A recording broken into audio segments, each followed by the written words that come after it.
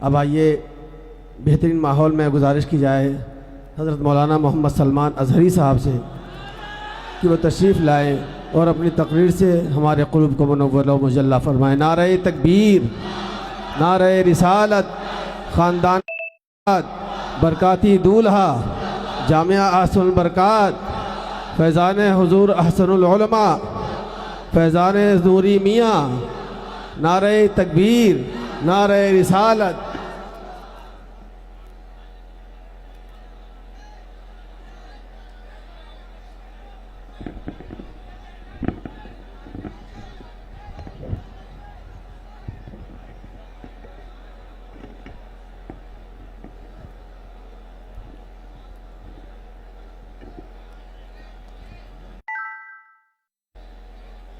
منبر نور پر جلوہ بار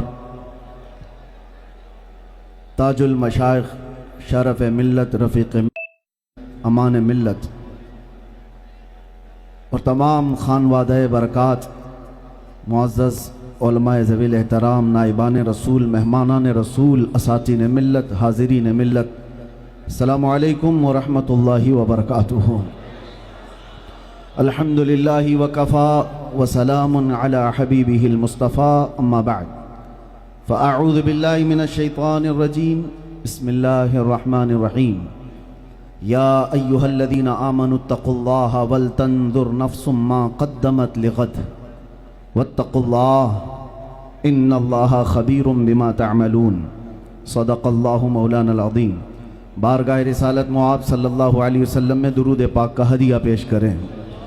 اللہم صلی علی سیدنا محمد معدن الجود والکرم وآلہ واصحابہ الکرام وابنہ الکریم وبارک وسلم صلاۃ دائمۃ سرمدا ابدا۔ عزیزان گرامی وقار،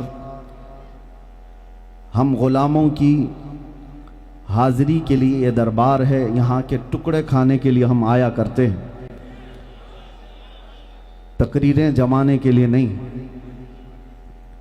حکم ہوتا ہے آقاؤں کا اور ان کے حکم کی تعمیل پر جب ہم کچھ لب کرتے ہیں ہوتا ان کا ہی ہوا کرتا ہے۔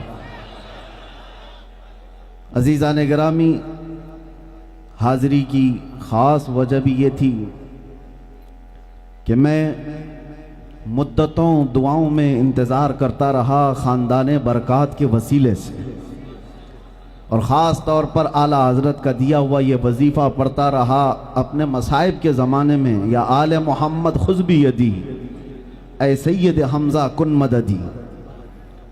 اس وظیفے کا اثر تھا کہ مصائب ہلکے لگتے، اور یہ دیری نہ تمنا تھی کہ شکرانے میں ضرور حاضری دیں گے۔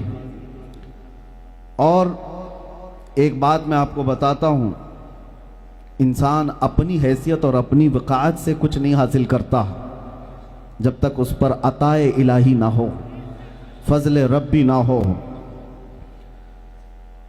برکاتی دولہا کو ہم جس حال میں دیکھتے ہیں، یہ منظر کبھی بھولا نہیں جاتا، آنکھوں سے جاتا نہیں، اور خاص طور پر جب آپ پریشیماں ہوں، پریشان ہوں، اس صورت نور کو اپنے آنکھوں میں لائیں تو دیکھیں آپ کی کیفیت بدل جاتی ہے۔ سوچا نہیں تھا ماررہ مطہرہ حاضر ہوں، اور ظاہر سی بات ہے بہت سالوں سے آتے ہیں کی بھی ہمت نہیں کر، صاحب سجادہ تشریف لاتے۔ ایک بات تھی سامنے عرض کر رہا ہوں، میں اس وقت سے میں نے یہ چیز رکھی، مرتبہ سرکار امین ملت فرمایا تھا کہ وہ وقت تھا 4 سال پہلے، ایک کتا حضور کی جان میں بھونک رہا تھا، تب نبی پاک صلی اللہ تعالی علیہ وسلم کی عزت اور ان کے ناموس کے دفاع میں مجھ فقیر سے کچھ کلمات ادا ہوئے۔ اس کی بہت سارے لوگوں نے تنقید بھی کی، تعریف بھی کی، سب اپنی جگہ پر۔ ان حالات میں میں نے سب سے پہلے حضرت سے رابطہ کیا تھا اور سرکار امین ملت سے عرض کیا کہ حضور ایسا مسئلہ ہے کہ میں نے اپنے چھوٹی زبان سے کہہ دیا کہ میں دلی آ رہا ہوں مقابلہ کرنے کے لیے، مباہلہ کرنے کے لیے۔ میں اپنے ان الفاظ میں کچھ خطا کار ہوں تو معاف فرمائیں. آپ کا کیا حکم ہے؟ آپ کے وہ الفاظ آج تک میرے کانوں میں گونجتے. آپ نے فرمایا تھا کہ تم اپنے گھر کے لیے نہیں جا رہے، وہ ہمارے نانا کی عزت کی بات. اور یہ نہیں کہا جاؤ دیکھا جائے گا کیا ہوتا ہے، بلکہ یہ کہا تھا جاؤ میں اپنے تبرکات کے ساتھ تمہارے ساتھ آتا ہوں. آپ خاندان برکات کی اس عطا کو دیکھیں. اس کے بعد سے میں نے یہ محسوس کیا کہ ان تبرکات میں اثر اتنا ہے کہ آج بھی پہننے والا بادشاہ وقت کے طاغوتوں سے ٹکرانے کی طاقت رکھتا ہے. نہ پوچھ ان خرقہ پوشوں کو، ارادت ہو تو دیکھ ان کو ید بیضا لیے بیٹھے ہیں اپنی آستینوں میں. ید بیضا لیے بیٹھے ہیں اپنی آستینوں میں. میں آپ سب سے بھی کہتا ہوں، میری تقریر کا لہجہ کبھی تھوڑا سخت ہوتا ہے تو لوگ بہت سارے اس کو الگ انداز میں، الگ رویے میں پیش کر دیتے ہیں، مگر میرے عزیزو یہ بہت ذمہ دار ممبر ہے. یہ نوری میاں کا ممبر ہے.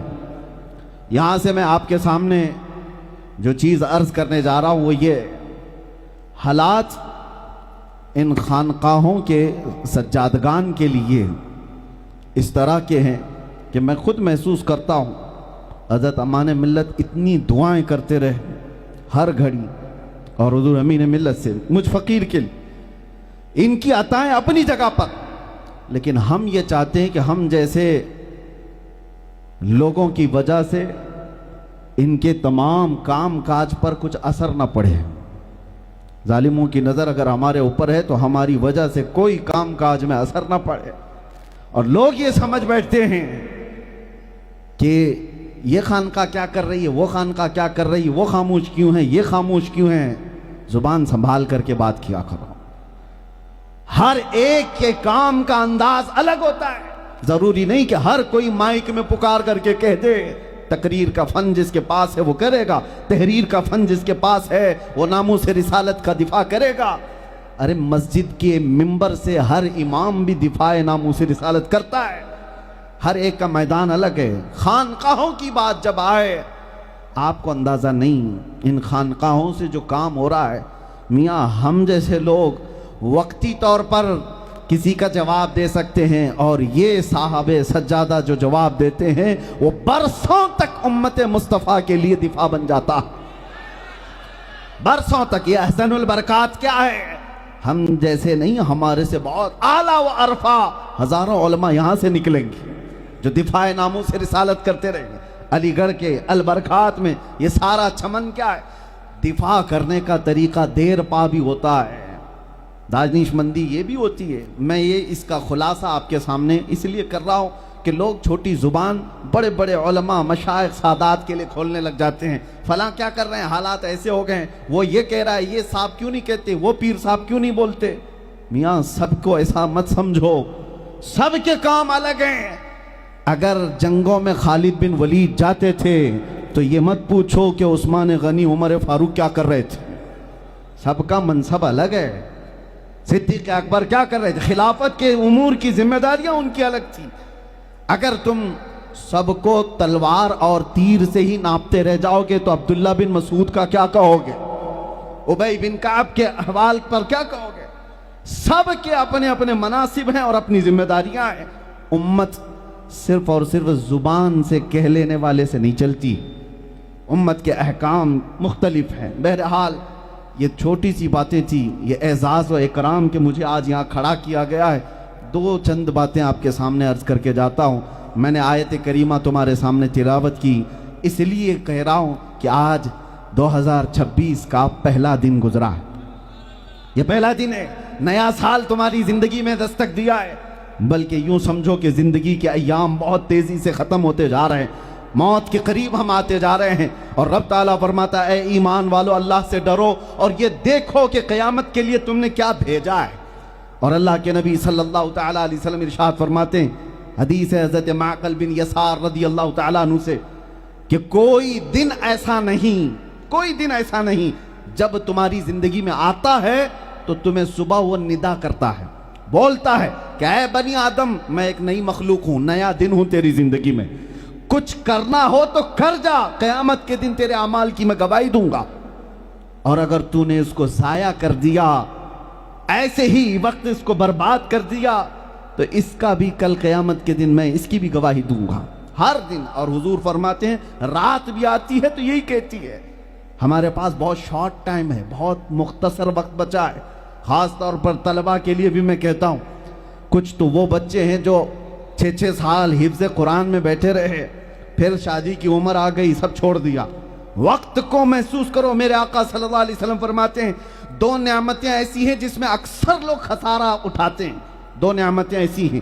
وہ کون سی 2 نعمتیں؟ حضور فرماتے ہیں ایک وقت کی نعمت اور دوسرے صحت کی نعمت. جس کو اللہ نے صحت عطا کی ہے یہ بہت بڑی نعمت ہے, نہیں سمجھتا نوجوان. اور وقت جس کو ملا ہے آج. اور دوسری حدیث میں اللہ کے حبیب صلی اللہ علیہ وسلم ارشاد فرماتے ہیں اغتنم خمسا قبل خمس, 5 چیزوں کو 5 چیزوں سے پہلے غنیمت جانو.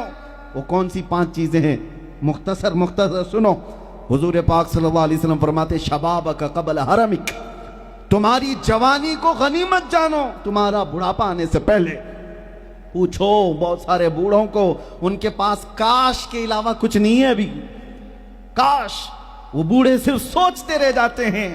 اور ایک حدیث میں آپ کو بتاؤں, حضور صلی اللہ علیہ وسلم فرماتے قیامت کے بعد جنتی جنت میں چلا جائے تو کسی بھی چیز کا غم اور خوف نہیں ہوتا سوائے ایک کے. بڑی الگ بات لگ رہی ہوگی آپ کو. جنت میں ایک چیز کا احساس بندے کو رہے گا. حدیث میں وہ کون سا؟ اس گھڑی کا, وہ وقت کا جو اس نے ضائع کیا تھا اور اللہ کا ذکر نہیں کیا تھا. جنت میں بھی اس کا اسے افسوس رہے گا جو وقت ضائع کیا ہے. نوجوانوں کو آج لگ رہا ہے تمہارے ہاتھوں میں سوشل میڈیا آئے تو 18 گھنٹے استعمال کر رہے ہیں. اور 5 چیزیں کون سی ہیں؟ تمہاری جوانی کو بڑھاپا آنے سے پہلے, غنا کا قبل فقرک, تمہیں اللہ نے تمنگری دی ہے, دولت دی ہے, تو محتاج ہونے سے پہلے اس کو غنیمت جانو. بھکاری بن جاؤ گے اس کے بعد پھر دولت کی صرف آس کرتے رہ جاؤ گے. اور تیسری چیز میرے آقا صلی اللہ علیہ وسلم فرماتے ہیں صحتک قبل سقمک, تمہارے بیمار ہونے سے پہلے اپنی صحت کو غنیمت جانو. میلاد مصطفیٰ کی مناسبت سے میں اکثر کچھ نوجوانوں کو لے کر کینسر ہاسپٹل جایا کرتا. ہر سال کا ہمارا معمول تھا. اس لیے جاتے ہیں کہ ایسے مریضوں کو دیکھنے کو ملتا ہے, اس کے بعد پھر اپنی صحت کا احساس ہوتا ہے. ایک ایسے 40 سالہ جوان کو میں نے دیکھا, گردن میں پھوڑی, تکیہ پورا اس کا خون سے بھر جاتا تھا, کینسر کا مریض تھا, کئی دنوں سے پڑا ہوا ہے. ہم جیسے ہی گئے کہا حضرت دعا کر دیجئے, دعا کر دی. سارے مریض تو کہتے تھے, لیکن اس نے ایک چیز جو کہی آج بھی وہ دل پہ لگتی ہے. اس نے کہا کہ حضرت بات صرف اتنی ہے کہ میں ایک بار اٹھ کر کے سجدہ کرنا چاہتا ہوں لیکن گردن اٹھا نہیں سکتا. گردن اٹھا نہیں سکتا. جیسے ہی گردن اٹھاتا ہوں پھوڑے سے خون بہنا شروع ہو جاتا ہے. اور کینسر ایسا ہے کہ موت کے قریب لے جا رہا ہے, اور وہ روتا ہے کہ مجھے ایک سجدہ کرنے کی بھی اب مہلت نہیں رہ گئی. عزیزو, آج تمہارے جو سر سلامت ہیں, تم غفلت میں زندگی گزار رہے ہو. ایک سجدہ جو تم بھاری سمجھتے ہو, اور در کی بھیک مانگنے سے تمہیں یہ سجدہ نجات دیتا ہے. آپ اس چیز کو غنیمت جانو, وقت کو ضائع نہ کرو. نوجوانوں, موبائل تمہارے ہاتھ میں آیا ہے تو کیا, کس چیز کے لیے؟ پب جی کے لیے, رات بھر انٹرنیٹ چلانے کے لیے. اور میں تو سمجھتا ہوں قیامت کے دن کچھ لوگ جو سوال کیے جائیں گے تو نے دین نہیں سیکھا, تو پہلے والے ہو سکتا ہے عذر کر دیتے, ہمارے پاس کوئی عالم ہی نہیں تھا. تم کیا عذر کرو گے؟ اب تو تمہارے ہاتھ میں سارا ذریعہ موجود ہے, تم ساری چیزیں اس انٹرنیٹ سے سیکھ سکتے تھے, لیکن نہیں, علم نہیں حاصل کیا, دین نہیں حاصل کیا, بلکہ اس ذریعے کو صرف اور صرف اپنے انٹرٹینمنٹ کے لیے استعمال کیا اور وقت کو برباد کیا. چوتھی چیز میرے آقا صلی اللہ علیہ وسلم فرماتے ہیں کہ اپنی فرصت کے وقت کو غنیمت جانو مشغول ہونے سے پہلے. وہ جوان جو ابھی شادی نہیں کیے ہیں وہ کتنے آزاد ہیں انہیں پتا ہے. کب پتا چلے گا؟ جب بیوی ہو جائے, بچے ہو جائے, راشن لانا پڑ جائے, نوکری, سارے جب کام آ جائیں تب پتا چلے گا کہ پہلے تو بہت اچھا تھا. جو تمہارے پاس اللہ تعالیٰ نے فراغت عطا کی ہے, یہ مشغولیت آنے سے پہلے یہ 4 چیزیں تو ہو گئی. سب سے بڑی چیز میرے آقا فرماتے ہیں یہ تو 4 چیزیں ہو گئی. جوانی کو غنیمت جانو بڑھاپے سے پہلے, صحت کو غنیمت جانو بیماری سے پہلے, دولت کو غنیمت جانو محتاجی سے پہلے, اپنی فرصت کو غنیمت جانو مشغول ہونے سے پہلے. لیکن یہ سب میں اگر تم نے نہیں بھی کیا, حضور فرماتے ہیں اغتنم حیاتک قبل موتک, اپنی زندگی کو غنیمت جان مرنے سے پہلے. مرنے سے پہلے جو کچھ بھی باقی ہے تمہارے پاس, یہ وقت نکل جائے گا. گیا وقت پھر ہاتھ آتا نہیں, صدا دورہ دکھاتا نہیں. امام ابو یوسف امام اعظم ابو حنیفہ کے شاگرد ہیں. 18 سال کے قریب آپ نے ان کی ملازمت ایسی کی, میں پڑھ کر کے حیرت میں رہ گیا. ایک دن قاضی ابو یوسف رحمۃ اللہ تعالیٰ علیہ کے بیٹے کا انتقال ہوا اور اپنے خادموں سے کہہ دیا بیٹے کا جنازہ سب تیار کرو, اور کفن سارے دفن سارے انتظامات وصیت کر کے گھر سے نکل گئے اور امام اعظم ابو حنیفہ کے درسگاہ میں بیٹھے رہ گئے. کہا کہ اتنی دیر میں وہاں پر مشغول رہتا تو امام اعظم ابو حنیفہ کی بارگاہ میں بیٹھنے کا وقت مجھ سے چلا جاتا.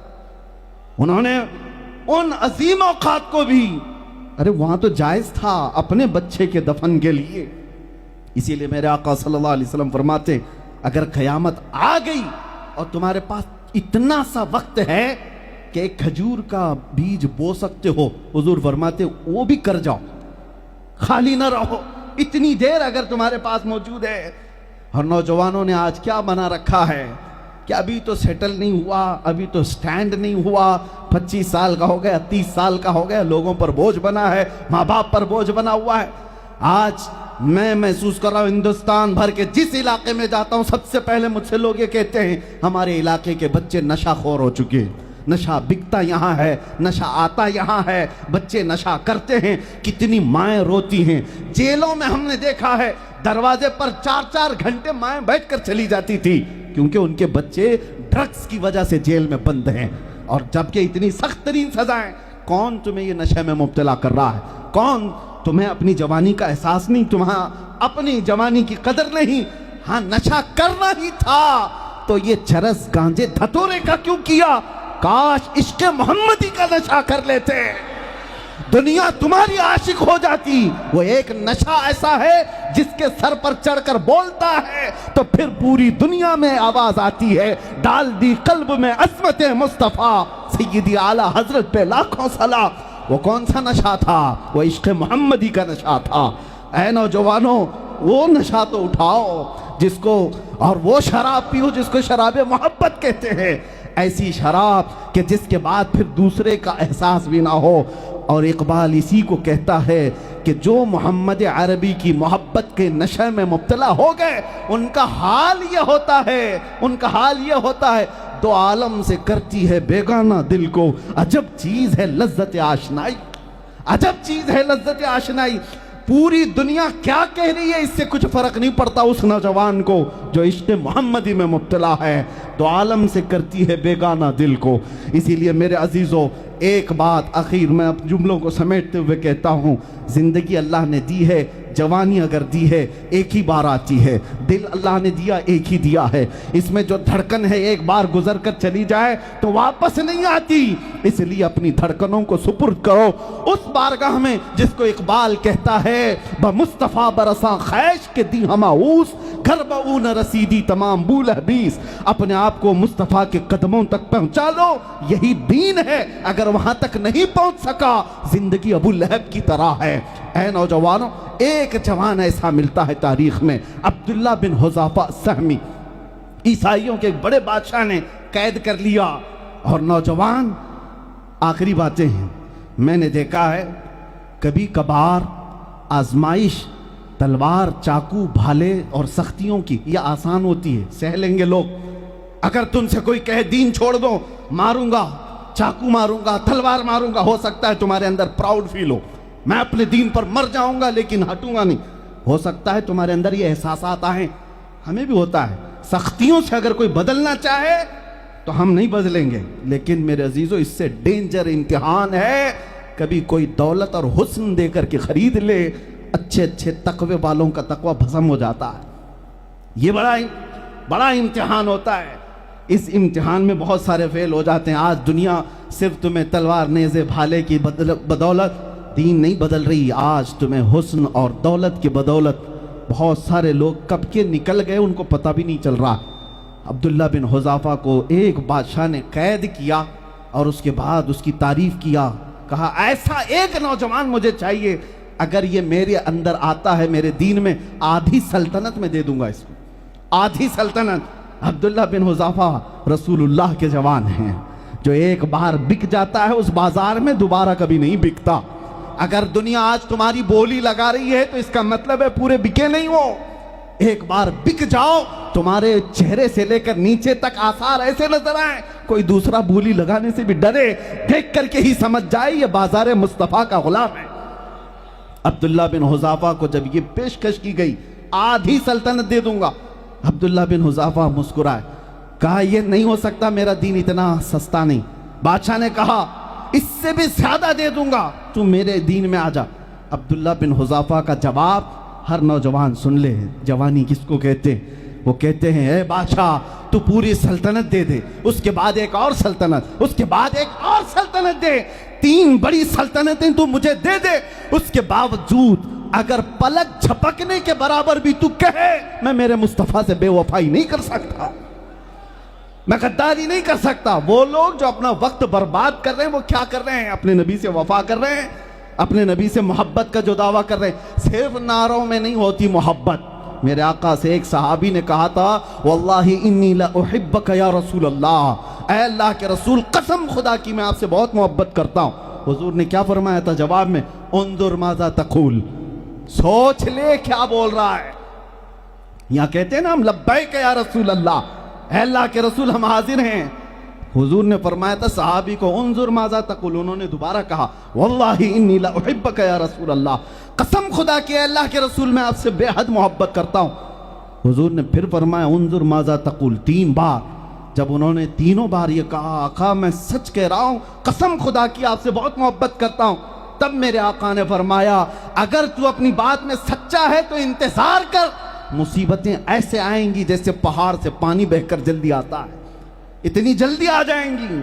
لوگ یہ سمجھتے ہیں عشق رسول حلوہ پراٹھا کھانے کا نام ہے, عشق رسول محبت مصطفیٰ کہیں بیٹھ کر کے آسانی سے نعرہ لگانے کا نام ہے. میں ابھی اگر کسی سے کہوں اپنے نبی پاک کے قدموں پر جان دینے کو تیار ہو تو ہر کوئی ہاتھ اٹھائے گا, ہر کوئی کہے گا میاں جان دینا گردن دینا بات کی بات, ذرا دل پر ہاتھ رکھ کر کے بتاؤ اس نبی کے لیے اپنی گردن دے سکتے ہو تو اپنی زندگی سے کچھ برائیاں میرے نبی کے نام پر کیوں نہیں چھوڑ سکتے؟ کیوں نہیں چھوڑ سکتے؟ کیا آج سے یہ عہد کرتے ہو کہ گانے نہیں سنوں گا؟ میرے مصطفیٰ نے فرمایا جو گانے سنتا ہے اس کے دل میں نفاق پیدا ہوتا ہے, وہ زنا کی طرف لے جاتے ہیں گانے. آج عرس نوری میں یہ عہد کر کے جاؤ میرے نبی سے میں وفا کرتا ہوں اور حضور سے وفا کرتے ہوئے عہد کرتا ہوں جو میرے نبی کو پسند نہیں وہ میں نہیں کروں گا. یہ عہد کرتے ہو اپنی آنکھوں کی حفاظت, اپنے کانوں کی حفاظت. نشہ کرتا ہے اگر کوئی کسی بھی قسم کا توبہ کر کے اٹھے. میرے عزیزو جس نے اپنے جان کو اپنے ہاتھوں برباد کیا اس نے خود اپنے آپ کو نہیں, اپنے خاندان کو ہی نہیں, ماں کو نہیں تڑپایا, صرف باپ کو نہیں تڑپایا, صرف اپنے بھائیوں کو نہیں, بلکہ فرمایا گیا ہے کہ حضور پاک صلی اللہ تعالیٰ علیہ وسلم کو اذیت پہنچایا. جب کبھی کسی امتی کے تلووں میں کانٹا بھی چبھے تو میرے آقا کو اس کے درد کا احساس ہوتا.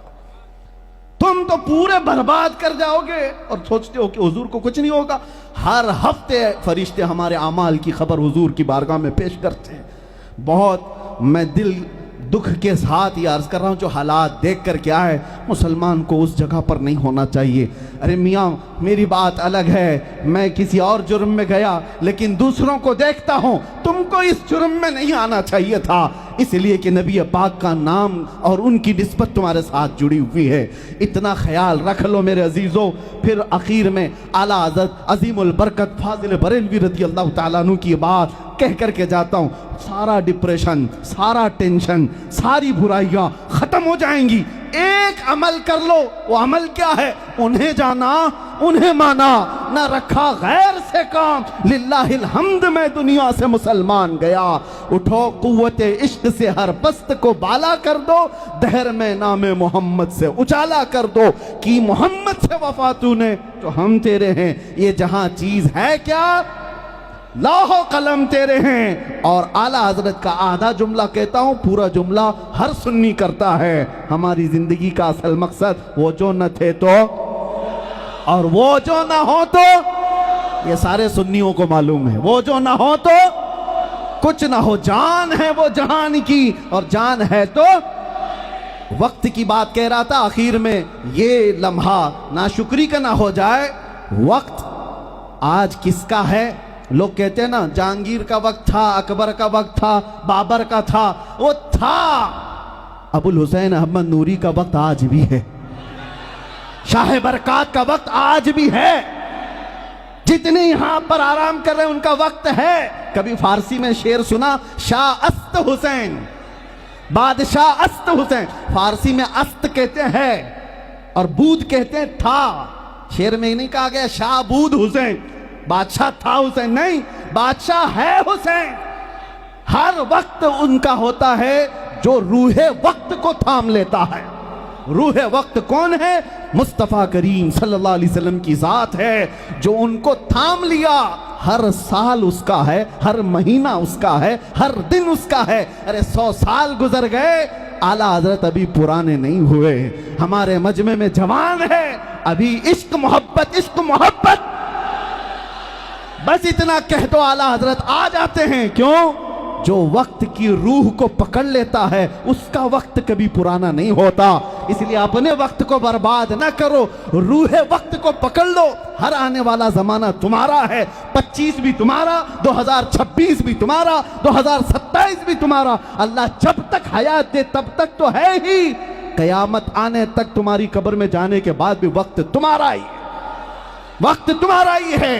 اس لیے کہ روح وقت کو جو تھام لیا اس کا وقت کبھی ختم نہیں ہوتا۔